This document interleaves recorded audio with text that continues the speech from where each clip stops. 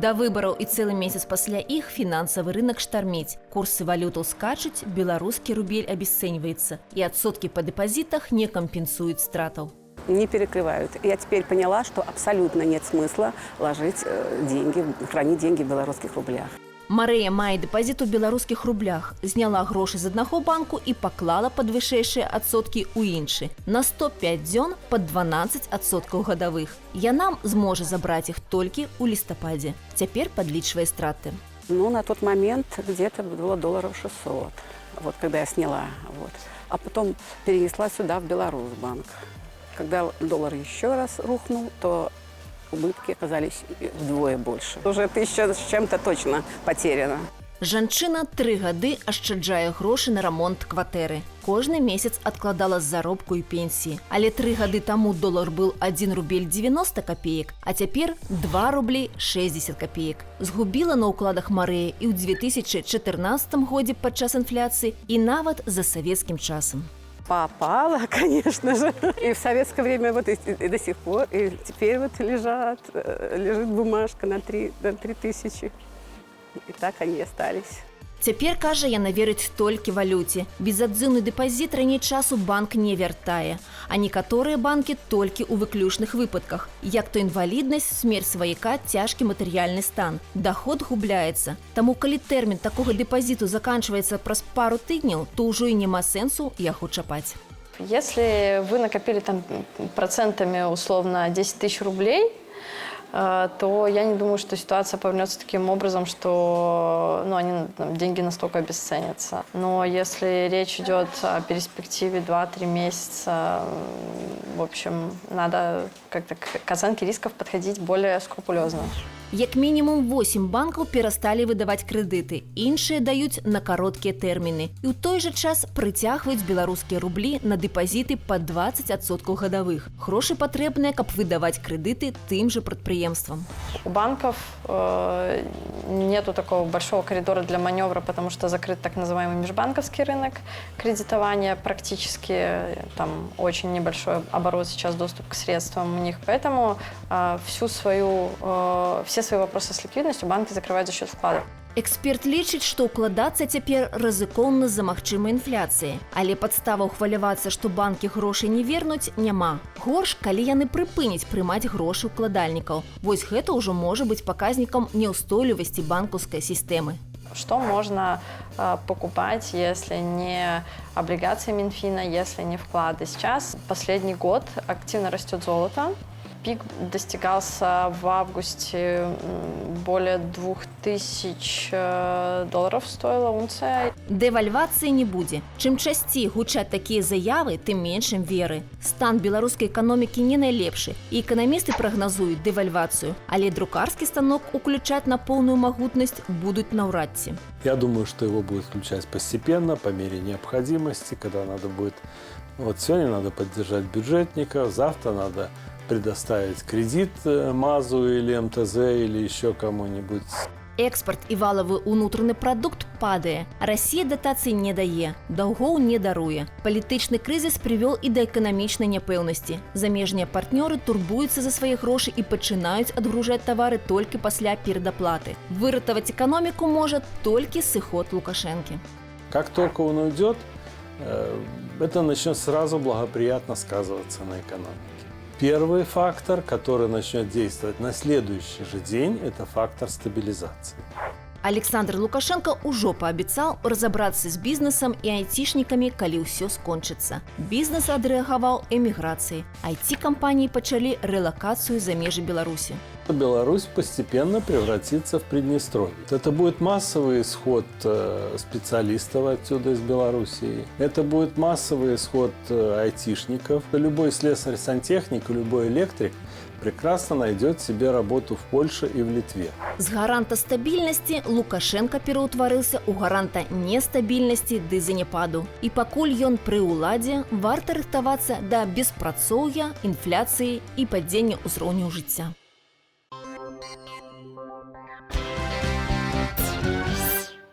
Ну вот это мое поле пекинской капусты. И, как видите, 5 дней на Окрестино не прошли, бесследно. Лукашенку ж сваё было ў галаве. Ён жа у нас вялікі воін і падышоў з ваеннай катэгорыяй. Дапушчальныя страты асабістага складу. Мы теперь говорим, возродить надо малую родину. А где ее возрождать? А где-то родина тогда в таком случае?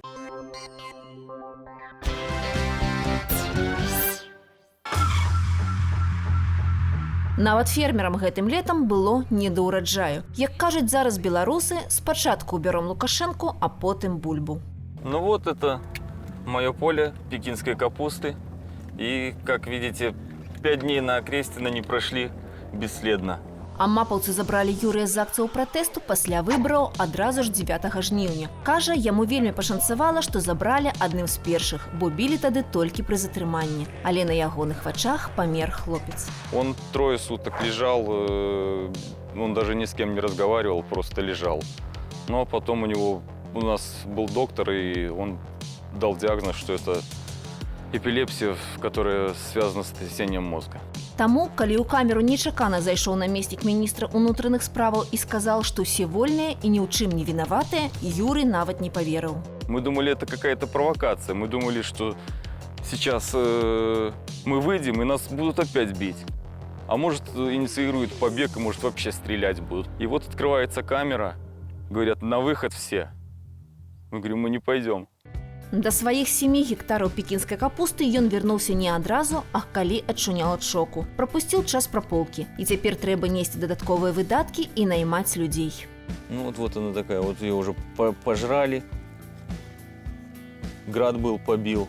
Але сёлета ўсё ж чакае ўраджай 35 цэнтнераў з гектару. Усю капусту рэалізуе праз дыстрыб'ютараў у гандлёвыя сеткі. І кажа, што гэтак зручней, чым гандляваць самастойна. А вось пенсіянерцы Надзеі Філіпоўне за палітыкай сачыць зусім няма калі. За прэзідэнта яна турбуецца, але ягады ў лесе чакаць не будуць. И все решится без нас. Нам бы лишь бы был мир, спокойствие на земле, чтобы наша Беларусь процветала. Спадарыня Надзея ў свае амаль 80 гадоў не прапускае ніводнага ягаднага сезону. Улетку ходзіць з дочкамі ды ўнучкамі ў чарніцы, восенню ў брусніцы. И у троих мы пошли, насобирали по ведру черники. И дочки побольше брусники набрали, по 7 литров. Ну, а я 5. И вот в пакете еще. Чарніцы здае, а брусніцы шкадуе, бо вельмі каштоўная ягада. Толькі на гэтым тыдні я на 5 разоў схадзіла ў лес па ягады. Чарніцу зараз яна можа назбіраць 20 літраў. Даже я за день зарабатывала вот 77 рублей. А молодые вообще больше. Здаць ягады проста. Тэлефануе нарыхтоўнікам і дамаўляецца на пэўны час, калі яны прыедуць проста да хаты. Яны прымаюць і грыбы, але іх пакуль няма. А мінулыя гады і яблыкі. 5 копеек за килограмм. Ну, мы бы рады были и по 5 сдать, но к нам не заезжали. По округе было много яблок, и поэтому не заезжали. За брусніцы цяпер можна атрымаць 2,5 рублі ў нарыхтоўнікаў і 8,5 на рынку. Яблыкі прымаюць амаль за бесцань, за 10 копеек, а на рынку на іх кошты ад рубля да 3. Белы грыб нарыхтоўнікі з райспажыву бяруць максімум па 5 рублёў, а на рынку кошты пачынаюцца ад 40 рублёў за кілаграм. Магерам жыве ў Беларусі ўжо 3 гады. Год таму набыў хату ў Бярэзінскім раёне. Вырошчвае тут перцы, памідоры і кавуны. Кажа, што для памідораў клімат у нас кепскі, а вось для кавуноў выдатны. Ну, где-то 5 килограмм, может, еще больше. Пакуль што ён паціху прадае свой ураджай на камароўцы. Памідоры за рубель, кажа, здаваць райспажыву невыгадна. На рынку разы ў 2-3 кошты вышэйшыя, але ездзіць туды на маршрутцы з Беразіна не танна. Падлічыў, што з вялікім ураджаем толькі на дарогу 130 рублёў выйдзе. Если вот это мало товар, да, ну, где-то выходит где-то 40-43 рубля, вот так. А если вот это 100 килограмм увезешь, то вот это тогда уже надо какой-то газель взять. Таму магерам хоча знайсці аптавікоў, якія б забралі ў яго ўсё разам. Гэты год ён лічыць эксперыментальным, а на наступны ўжо плануе пашырыць свае плантацыі і вырашыць праблему са збытам.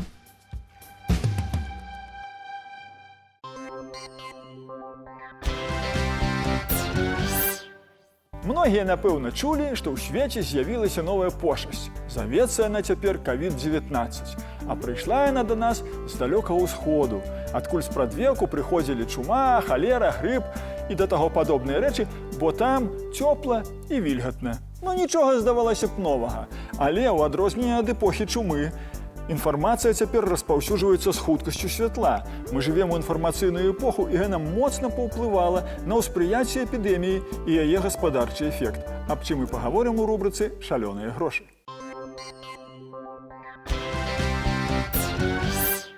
Кітайцы зрабіліся першымі вытворцамі ў свеце. Асабліва, калі палічыць, як іхныя камуністы любяць разам з Тайванем, Ганконгам ды Макао.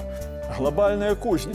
Калі браць у параўнальных коштах, то адразу робіцца бачна, што кітайская прамысловасць вырабляе 1/4 частку тавараў на свеце. Амерыканская – 10%, а руская – толькі 1/30. Наша прамысловасць стварае 0,2% ад прамысловых тавараў на свеце. І гэта добра. Але прамысловасць у свеце цяпер дае толькі 1/3 частку валавога нутранага прадукту, а ў нас 41%. Кітайцы імкнуцца быць ва ўсім міравымі лідарамі. У тым ліку і па гуманнасці. А ў гуманнай краіне людзі не павінны паміраць, як у сярэднявеччы, без урадавай дапамогі. Вырашылі кітайскія начальнікі і зрабілі каранцін. Спыніўся транспарт, абслугоўванне, а гэта 52% глобальнага валавага ўнутранага прадукту.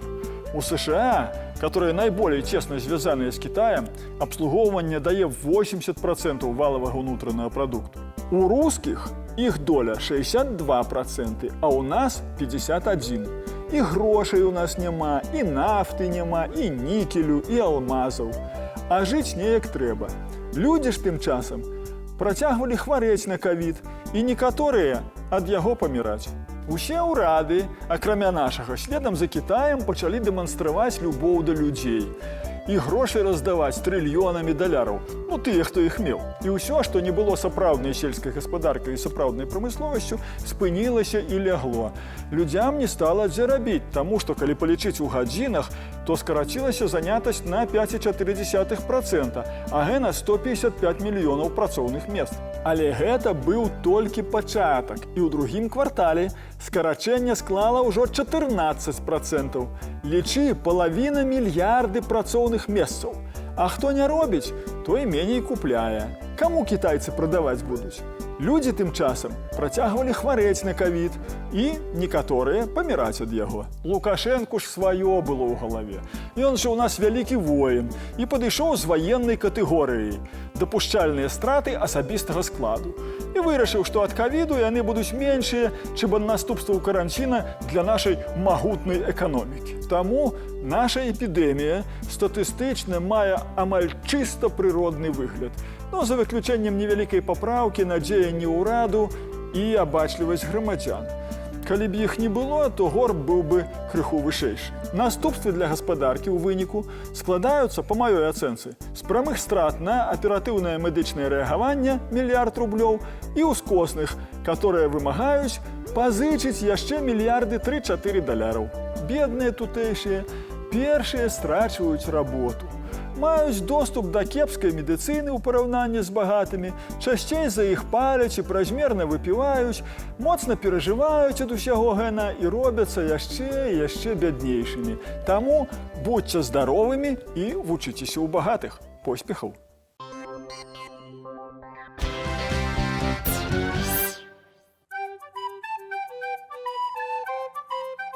Што замінае бізнесу ў вёсцы? Адсутнасць кліентаў, падаткі або арэнда. Для Тацяны ўсё гэта не было праблемай. 5 гадоў таму яна ўзяла ў арэнду ў райспажыве памяшканне былой сталоўкі ў сваім аграгарадку, ды адкрыла кавярню. Вот, 2-й этаж. Вот видите, все эти окна. 1, 2, 3, 4, 5, 6. 6 окон. Это сам только зал. Вяскоўцы атрымалі месца для культурнага адпачынку, а рай спажыў арэндную плату за памяшканне, якое пуставала. Усе былі задаволеныя. Я здесь проводила все праздники. То есть с игровыми программами, с конкурсами, с ведущим. И я закупала подарки, которые дарила, чтобы не уходили клиенты.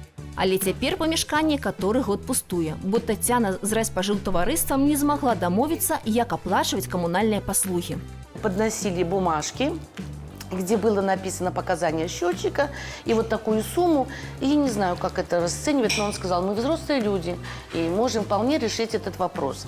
Я сказала, это мне не документ, и я просто так перечислять деньги не буду.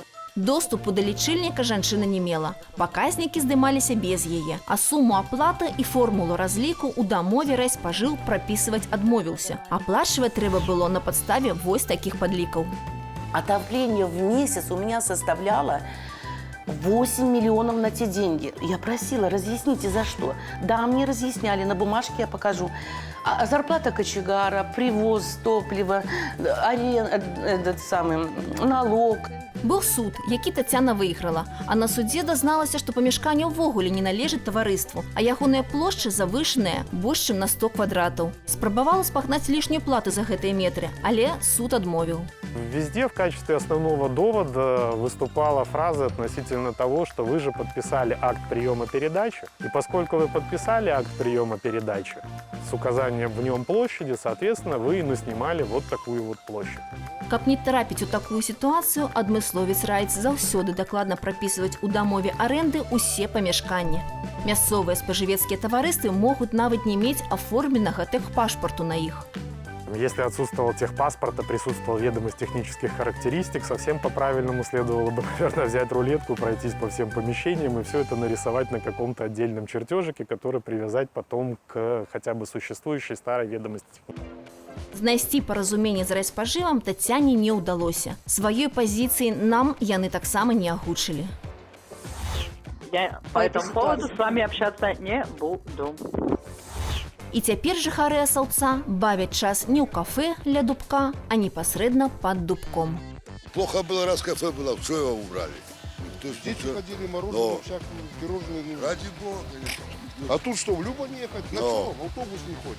Кто не против? Такси 10 рублей, на автобусе 1,5 рубля проезд. Ну что, на такси за 12 рублей туда, за 12 назад? Дитя сводить внука мороженое поесть? Свадьбы, любые юбилеи, пожалуйста, беседы, пожалуйста. Открывали, пожалуйста. Отдыхайте. А сейчас все закрыли, вы что, куда деваться?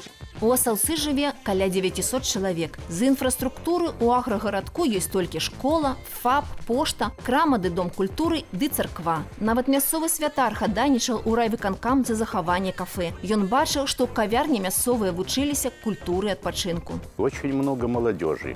И практически этой молодежи, как у нас говорят, некуда деваться. Да, есть там, допустим, дом культуры, но ведь не все же будут в доме культуры, там, в шашки, в домино играть. Гэта было найбліжэйшае месца, дзе людзі маглі недорага арганізаваць і вяселле, і пахаванне. Чаму б мясцовым уладам не падтрымліваць такіх инициатив у вёсцы? Тем более мы теперь говорим, возродить надо малую родину. А где ее возрождать? А где-то родина тогда в таком случае? Я считаю, что для них это их и есть родина. Почему бы, так сказать, не помочь? Вось і атрымліваецца, што бізнесу ў вёсцы замінаюць не падаткі, не адсутнасць кліентаў, а незразумелыя правілы гульні ды абыякавасць мясцовых уладаў да патрэбаў сваіх вяскоўцаў. Малую радзіму яны гатовы адраджаць толькі на паперах.